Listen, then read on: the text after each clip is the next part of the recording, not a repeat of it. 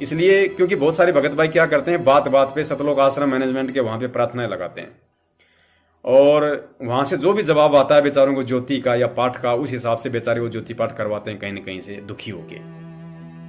तो दास का कहने का मतलब है कि आप लोगों को प्रार्थनाओं के नाम पर भी लूटा जा रहा है।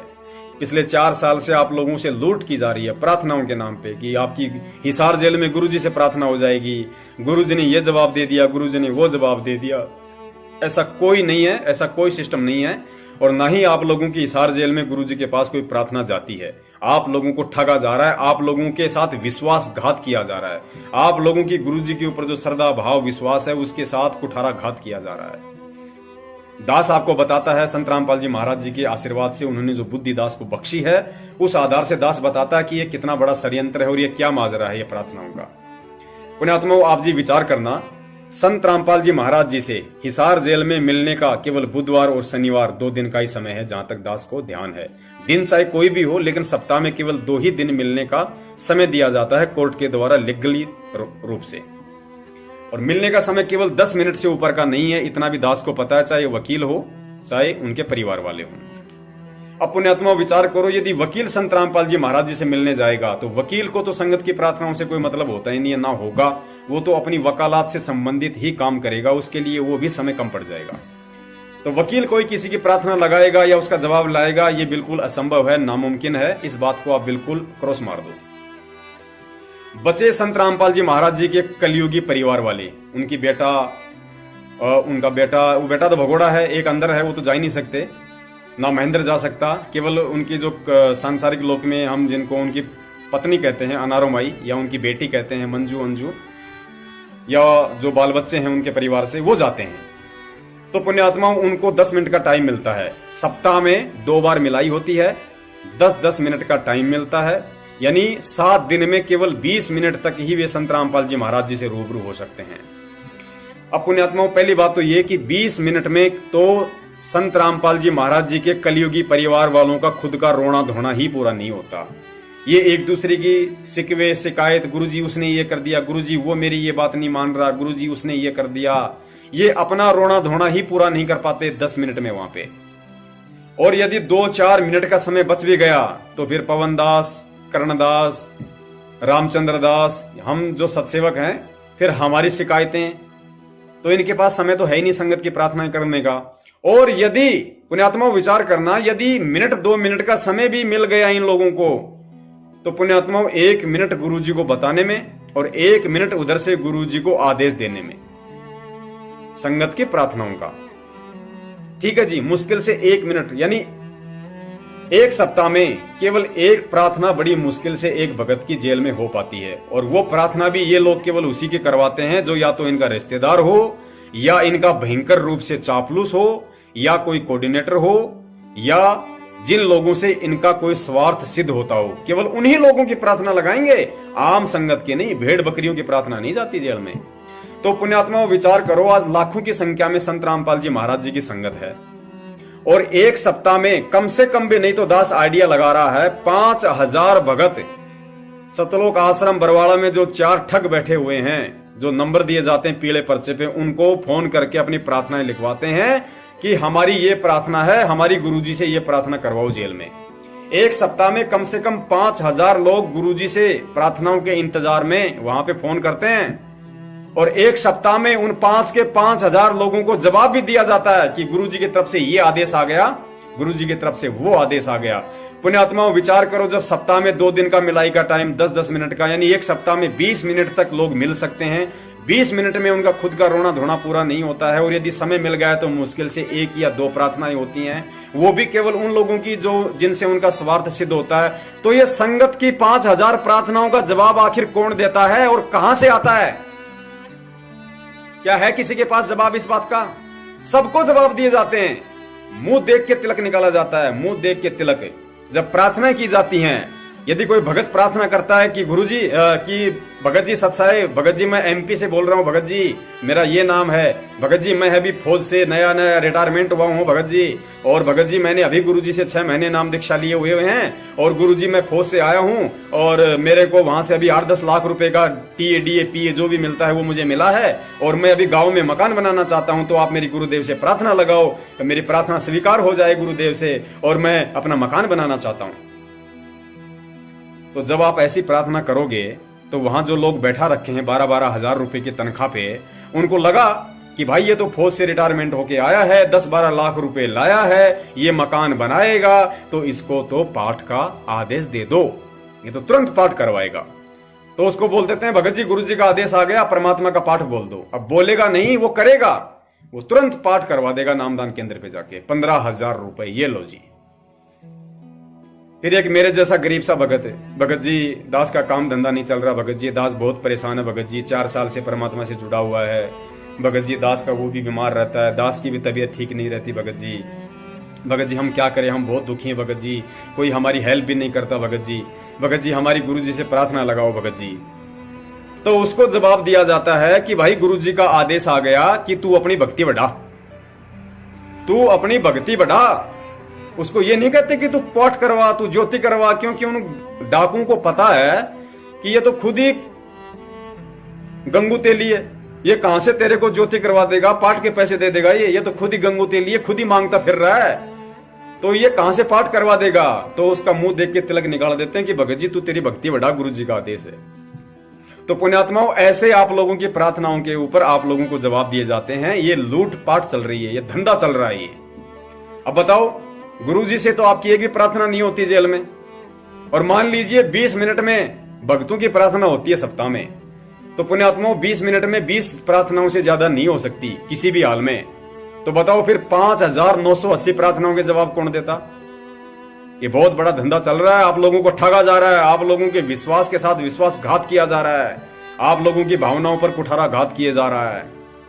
और जब आप लोग प्रार्थना करते हो और आपकी प्रार्थना वहां से जवाब आ जाता है, आप पाठ भी करवा देते हो, आप ज्योति भी करवा देते हो, उसके बाद भी जब आपके कार्य सिद्ध नहीं होते हैं तो फिर आप अपने गुरु पे शंका करते हो, आप भक्ति पे शंका करने लग जाते हो, जो काल भगवान चाहता है। इसी तरीके से वो सूक्ष्म चाल चलता है। भगत सोचेगा कि मैंने 5 बार मैंने गुरु जी के पास प्रार्थना लगा दी, मैंने 2 पाठ करवा दिए, मैंने ज्योति भी करवा दी, फिर भी परमेश्वर मेरी क्यों नहीं सुन रहा, क्या मेरी भक्ति गलत है, या मैं गलत हूं, या भगवान गलत है। पुण्यात्माओं, फिर वो शंका के बीच काल भगवान उस आत्मा के अंतःकरण में बोने लग जाता है, और ऐसे धीरे धीरे उस आत्मा की आस्था गुरुदेव से हटने लग जाती है, जो काल चाहता है।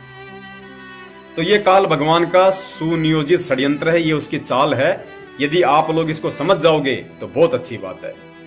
पुण्यात्माओं, पहली बात तो परमेश्वर अंतर्यामी है, और अंतर्यामी को यदि कोई प्रार्थना लगाता है तो वो भगत नहीं है। कहते हैं अंतर्यामी एक तू आत्म के आधार, जो तुम छोड़ो हाथ तो मोय कौन उतारे पार। हम लोग वाणियां पढ़ते हैं परमात्मा की कि चीटी पायल बाजे पैर, साहेब सुनता है सब लहर। और एक वो मुसलमान भाइयों की वाणी पढ़ते हैं कि मुल्ला देवे बंक क्या बैरा हुआ खुदाए। एक वाणी है, दास को ध्यान नहीं है इस तरीके से, कि मुल्ला मस्जिद पे चढ़ के माइक से अल्लाहू अकबर करता है, तो कबीर साहिब जी की वाणी है क्या बैरा हुआ खुदाए। कंखर पत्थर जोड़ के मस्जिद दी बदाए, ताते मुल्ला बंक दे क्या बैरा हुआ खुदाए। तो क्या खुदा बैरा है? अरे हमें तो संत रामपाल जी महाराज जी ने तत्व ज्ञान देके साबित कर दिया कि परमात्मा अंतर्यामी है। वो सूक्ष्म से सूक्ष्म जीव की भावनाओं को भी समझता है, उसकी अंतःकरण की आवाज को भी परमात्मा सुनता है, जानता है। चीटी पायल बाजे पैर, साहिब सुनता है सब लहर। गुरुजी ने बताया कि पहली बात तो चीटी के पैर में पायल बांधी नहीं जा सकती, अगर पायल बांधी तो पायल होगी कितनी, दिखाई भी नहीं देगी। फिर उस पायल की आवाज क्या होगी? अरे जब परमेश्वर उसकी पायल की आवाज भी सुन लेता है, तो क्या नालायको तुम उसके बच्चे हो, नाम दीक्षा ले रखी है, उसके बच्चों के अंतःकरण की आवाज नहीं सुनेगा वो परमात्मा? लेकिन हमें विश्वास नहीं है, हमें तो लुटना है, हमें तो ठगाना है। कबीरा आप ठगाइए और न ठगिए कोई, आप ठगाई सुख होते हैं और ठगे दुख होई। भगत को कहते हैं भगत तो ठग ले, ठगे नहीं किसी को। अरे जानबूझ के ठगाने वाला भगत नहीं, मूर्ख होता है। कबीर साहब ने ये नहीं कहा कि तुम जानबूझ के ठगाओ, जानबूझ के ठगाने वाला मूर्ख होता है। तो हम तो मूर्ख बन रहे हैं आज, जानबूझ के ठगा रहे हम। और जो व्यक्ति संत रामपाल जी महाराज जी के पास हिसार जेल में यदि प्रार्थना लगवाता है तो वो भगत नहीं है, वो संत रामपाल जी महाराज जी को अंतर्यामी नहीं मानता है।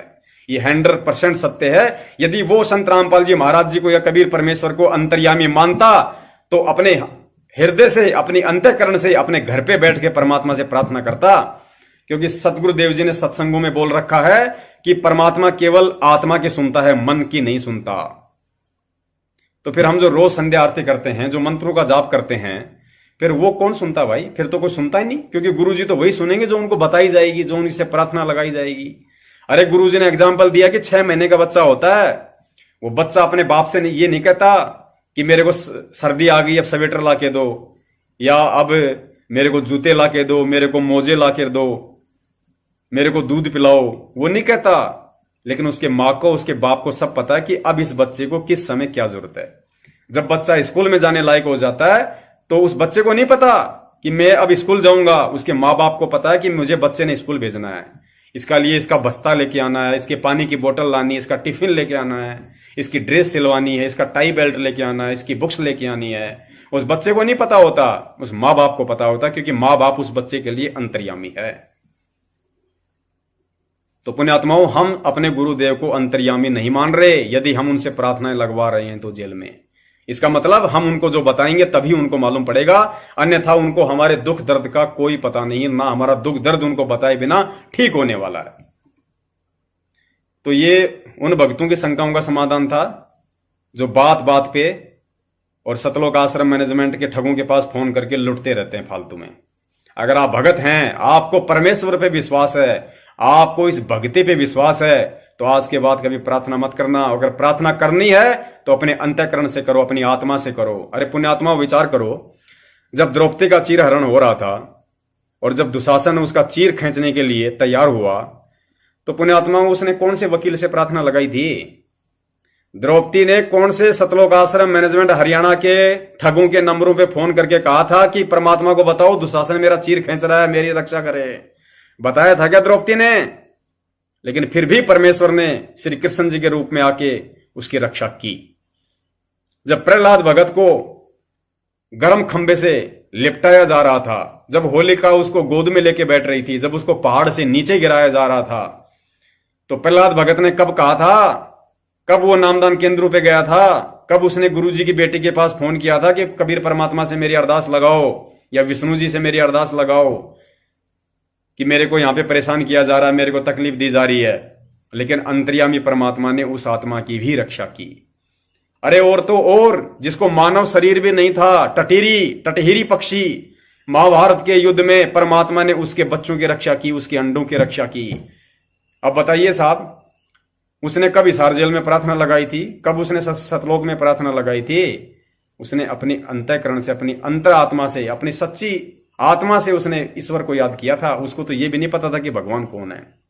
तो पुण्यात्माओं, जब परमेश्वर उन ज्ञानहीन आत्माओं की सुन सकता है, उन नाम रहित द्रौपदी और प्रहलाद की सुन सकता है, मीराबाई ने जहर पिया जिस समय उसने नाम नहीं ले रखा था, जब परमेश्वर उसकी सुन सकता है, उसके जहर को अमृत बना सकता है, टटीरी के अंडों की रक्षा कर सकता है, तो हमें कहां विश्वास है हम गधों को? फिर हम क्यों बार बार प्रार्थना लगा रहे हैं? अरे हम तो डायरेक्ट उस परमात्मा के संपर्क में आ गए, हमने तो डायरेक्ट उस भगवान से नाम दीक्षा ले ली। फिर हम उस परमात्मा को बताएंगे कि हमारे साथ ये हो रहा है, हमारे साथ ये परेशानी है, हमें ये प्रॉब्लम है। इसका मतलब अभी तक हमने प्रहलाद, द्रौपदी और टटीरी से ज्यादा भी भगवान को नहीं माना, ना जाना, ना पहचाना। हम संत रामपाल जी महाराज जी को द्रौपदी से ज्यादा नहीं मानते, द्रौपदी भी ज्यादा मानती थी परमात्मा को, हम नहीं मानते आज। प्रहलाद भगत को ज्यादा विश्वास था अपने भगवान पे, जितना आप और हमें आज नहीं है। वो टटीरी पक्षी की आत्मा अच्छी थी, उसके श्रद्धा भाव अच्छे थे, जितने आज आप और हमारे नहीं है। अगर होते तो आप परमेश्वर को परमेश्वर मान के भक्ति करते कि मेरा मालिक अंतर्यामी है, अपने बच्चे का दुख दर्द उससे छुपा हुआ नहीं है, वो चाहेगा जब ठीक करेगा, चाहेगा जब ठीक करेगा, ना करे तो ना करे। जिस दिन मैंने उनसे नाम दीक्षा ली थी, ये भक्ति मैंने ग्रहण की थी उनसे, उस दिन मैंने उनसे कोई एग्रीमेंट नहीं किया था कि यदि मेरे ऊपर कोई समस्या आ गई तो आप मेरी रक्षा करोगे। उसकी मौज, समर्थ की, उस धनी की मौज, वो करे तो करे, नहीं तो ना करे। जब आपको ज्ञान हो गया कि भक्ति सत्य है, ज्ञान सत्य है, मंत्र सत्य है, साधना सत्य है, गुरु सत्य है, भगवान सत्य है, तो किसी से कोई डिमांड नहीं, चाहे परमात्मा एक टाइम का खाना दे, चाहे एक टाइम भूखा रखे। हमें इतना विश्वास होना चाहिए जिस परमेश्वर ने हमें भजन दिया है, जिस परमेश्वर ने हमें भजन दिया है तो भोजन भी हमें वो देगा। दुख तकलीफें हमारी वो दूर करेगा, उससे कुछ भी छुपा हुआ नहीं है। लेकिन यदि फिर भी हम उससे प्रार्थना लगाते हैं तो हम लोग ठगे जा रहे हैं। तो ये हमारी अपनी मूर्खता है, हम लोगों की अपनी नादानी है, हमारी छोटी सोच है, क्योंकि हमने अभी परमात्मा को परमात्मा नहीं समझा।